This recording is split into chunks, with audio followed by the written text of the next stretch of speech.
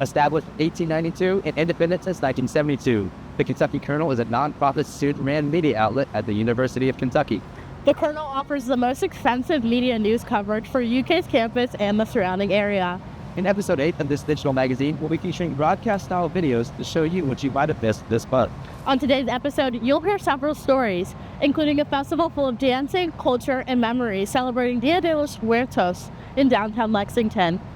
And you'll get an update on tenured professor Ramsey Woodcock and his lawsuit against UK for violating his First Amendment rights. We'll also show you how number 2 Kentucky won their 9th straight regular season championship and how UK is getting into the holiday season at this year's winter market. I'm Pierce Brogdon. And I'm Piper Arnott. And the Kernel Chronicles begins right now.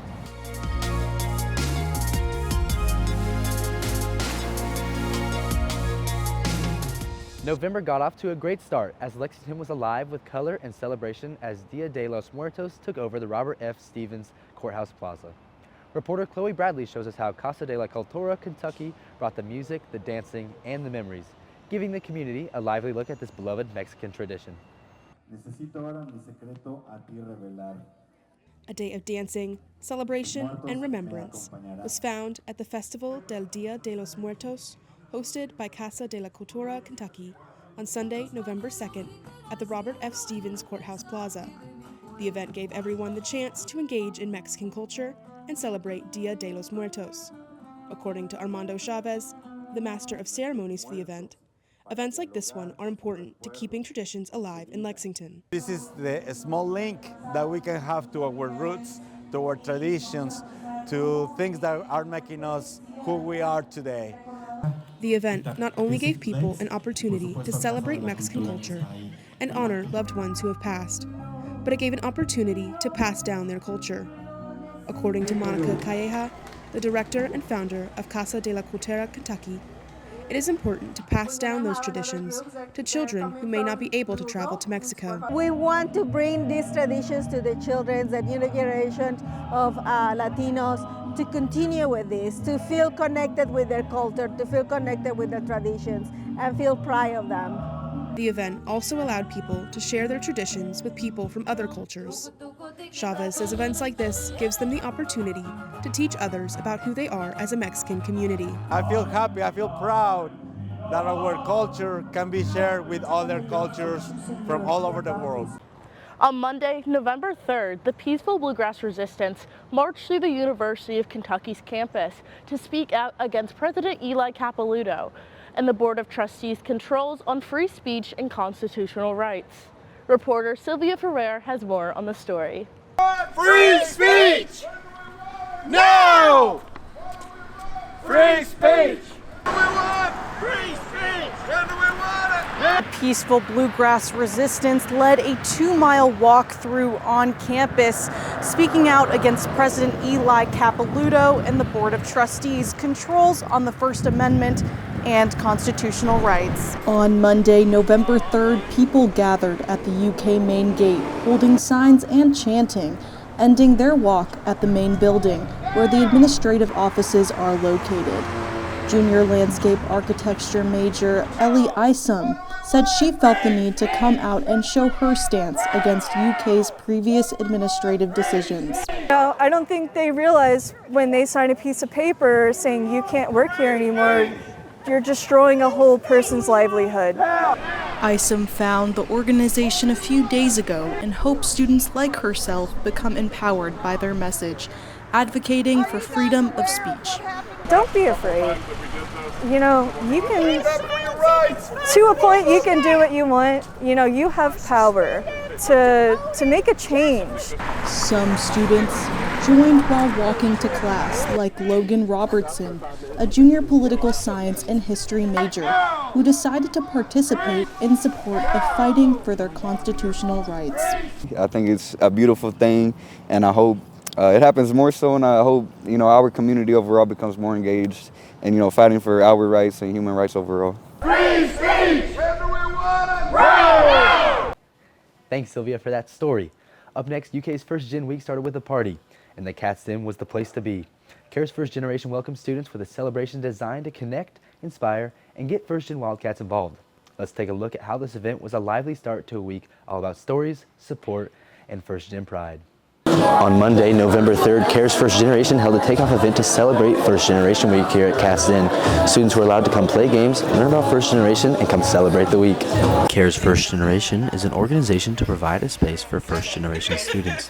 The kickoff was held to show students some services UK provides, as well as bring the First Generation community together. Casey Rowley, the Assistant of Student Engagement, joined CARES after seeing a need in the CARES office. I think that it's important for students to see other students like them that may have similar interests or similar challenges and opportunities for them to get together so that they can learn from each other and also learn from the staff members who are supporting them. During the kickoff event, they gave opportunity for First Generation students and faculty to share their story. Absolutely. So we wanted to keep it broad, right? Because there's a lot of unique experiences within First Gen, and so every year we try to pull that out of students. So like, we really want to hear your story, right? And so we came up with telling our stories because we all have different stories and come from different backgrounds, and so we wanted to celebrate that.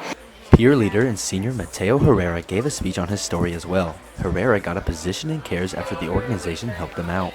I think it means a lot because I always see myself as someone that can represent a lot of other people, such as myself, who may have a similar story to me or may even fall somewhere and they see themselves in me. Shiana Pinkston, a sophomore landscape architecture student, attended the event to meet more people in the First Generation.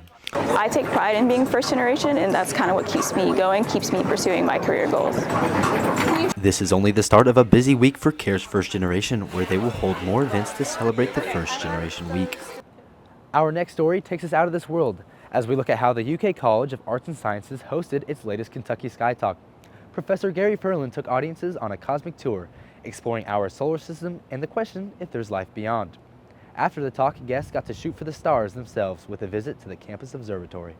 On Thursday, November 13th, the UK College of Arts and Science held a Sky Talk, where people were invited to come learn about astronomy or get a chance to look into the night sky from the student observatory. The talk was aimed to get more people curious about astronomy. To start the event, UK Professor Gary Ferland gave a talk on planets and the universe. The general outreach is that people can be afraid of science or skeptical of science, and you see this, for instance, in vaccine uptake. Science is neither good nor evil, it's just facts. Ferland also spoke on the science of trying to find other life in our universe. Where are we in the cosmos? Are we this one-off fluke, the only life in the universe, or is it just chemistry happening if you wait long enough? Once the talk ended, everyone made their way up to the student observatory to see what they could find laying in the night sky, giving opportunity to a few who may not have the chance to really see it. Ryan Eskenazi is a graduate student in the Department of Physics who helped run the observatory. People don't have proper exposure to that, in their middle school or high school, just because it's really hard to, have a facility that allows you to take a good look, for something like this. And then also, you have people coming, a lot of people coming from cities and even coming from a town where, there might just be so much light pollution that even if you have a telescope, you might not be able to see cool things. So, having them come to the talk and then bringing them up here to look through the telescope puts them in a place that maybe they haven't been there before. Thanks, Pierce, for bringing us along for that ride through the cosmos. Up next, we'll take a look at how UK opened its doors and its notebooks to honor Veterans Day in a meaningful way. The Graham Office of Career Management invited veterans and active duty service members to a special resume workshop, helping turn their military experiences into career-ready confidence for civilian employers.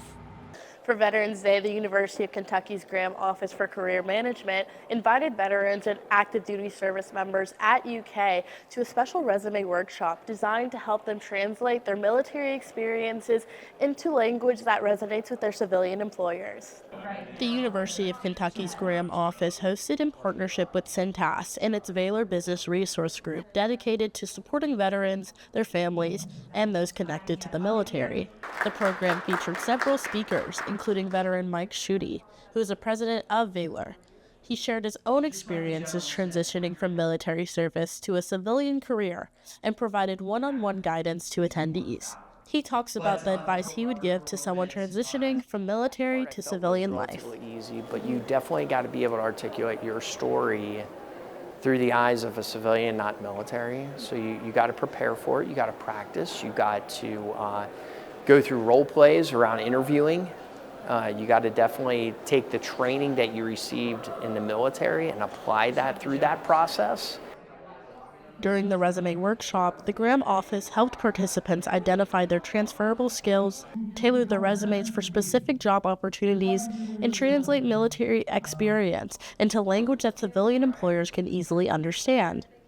Haley Hollenberg, the Assistant Director of Employer Engagement in the Graham Office of Career Management, who helped host the event, talks about the importance of the workshop. And so I wanted an opportunity for our student veterans to speak with veterans who have made that transition over to civilian careers and being able to really discuss the ins and outs of their work with someone who understands it and help them see how can they switch it and translate it to correctly reflect what they did, but in words that someone without military experience would understand. UK pulled the strings on a show full of color and creativity, teaming up with La Cucaracha for Titeres El Baile. With handcrafted puppets dancing to live orchestral music, reporter Isabella Lindsay shows us how Dia de los Muertos inspired performance proves you don't need strings attached to keep memories moving. The University of Kentucky and La Cucaracha brought puppets, rhythm, and storytelling together for a one-of-a-kind performance called Titeres El Baile, or Puppets to the Dance, at the Otis A. Singletary Center. The show combined live orchestral music with handcrafted puppets, creating a visual and cultural experience that celebrated life, death, and memory through art. A classical guitar player in the orchestra, Daniel Monroy, described how the themes of the performance connected to the Mexican holiday, Día de los Muertos, or Day of the Dead. So the way we celebrate, it's a little bit different approach. So I hope they start understanding like the feelings that it's not something sad, but it's something happy for us somehow. It's a celebration because it's kind of, we can be together with the people at least one day, with people that is not anymore with us. Performers say the production draws from traditions of remembrance, turning grief into joy through music and movements. Grant Johnson, a performance attendee, said the show's surreal imagery and symbolism invite deeper reflection. It kind of just seems like an allegory for a bigger kind of picture. And I can't really describe it, but just seeing all the bizarre animals, and I guess lots of things are like a symbol, you know, and they're symbolic of greater things in our society. And I think that's what the musicians portrayed best, and especially the puppets. Through puppetry and performance, Titeres El Baile offered a celebration of connection, reminding audiences that even loss can inspire creativity and community. Ramsey Woodcock, a professor at the University of Kentucky, was removed from the classroom in July for sharing an online petition calling for military action against Israel.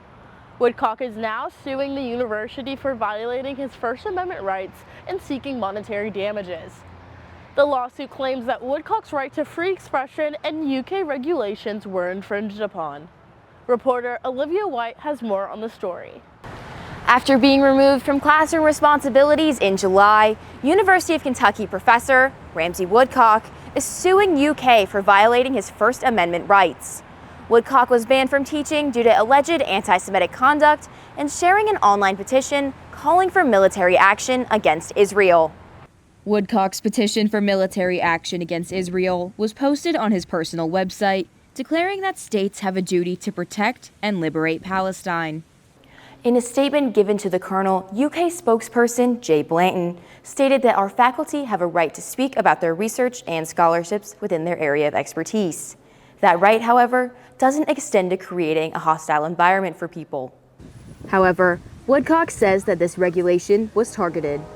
There are professors in the political science department who take pro-Israel positions in class all the time. They've never been suspended, they've never gotten in trouble at all.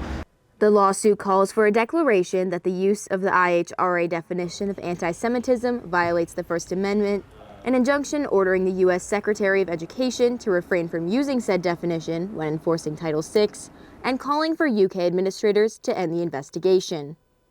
Woodcock also requested monetary damages for emotional distress, damage, and attorney fees and costs. I'd like to get my life back.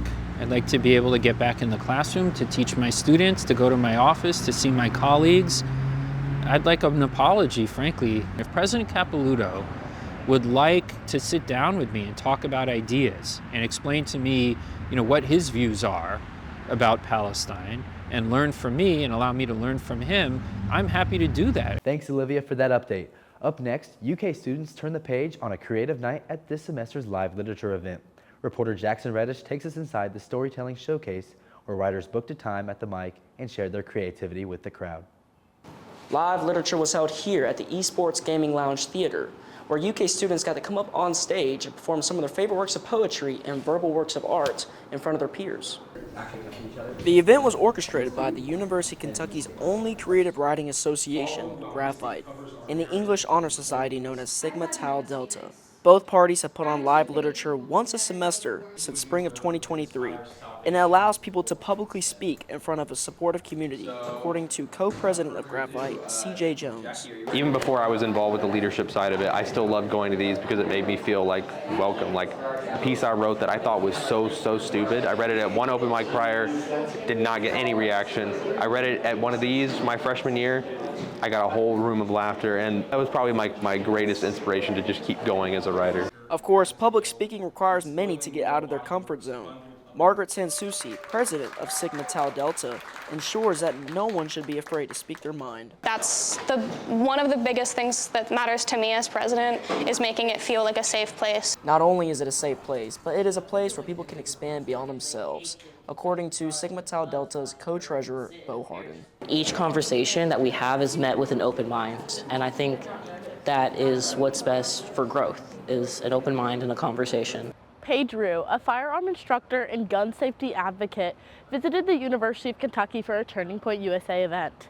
Up next, I'll show you how she spoke with students about the Second Amendment, its history, and the importance of gun education and safety.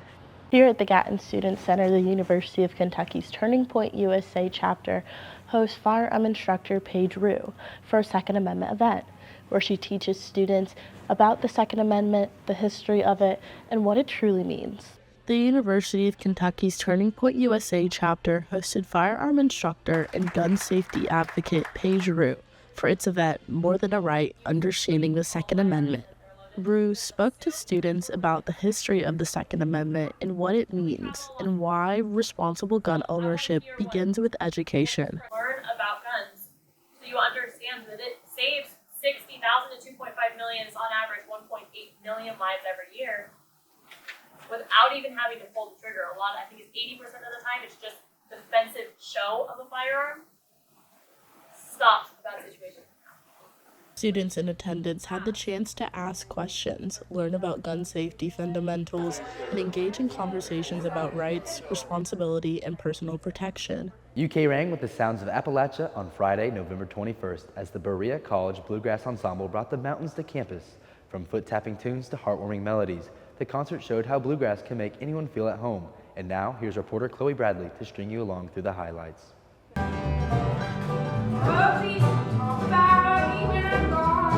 The Berea College Bluegrass Ensemble performed at the University of Kentucky on Friday, November 21st, as a part of the annual concert series, Appalachia in the Bluegrass. Chesney Barnes, a senior at Berea College studying environmental science and geology, is from Cosby, Tennessee, and said she grew up constantly surrounded by bluegrass music. Whether we're just listening to old records of Dolly Parton and Loretta Lynn, Patsy Cline, and then it just became something that, me and my sister wanted to pursue together. People from all regions of Appalachia are united through bluegrass music. And for Barnes, she found the Berea College Bluegrass Ensemble brought that family feeling to college. Getting to play music with people who have similar experiences to me, either being Appalachian or just playing music together. And it's really like the universal language that we can all really share and find community in. Visiting director of the John Jacob Niles Gallery for American Music, Nathaniel Larwa, organized the performance for the Appalachian music classes at UK as a way to share the community of bluegrass music. Hearing bluegrass is hearing home for a lot of people, especially in Kentucky. It sounds like home, it even smells like home somehow. It is just one of those quintessential experiences of Kentucky.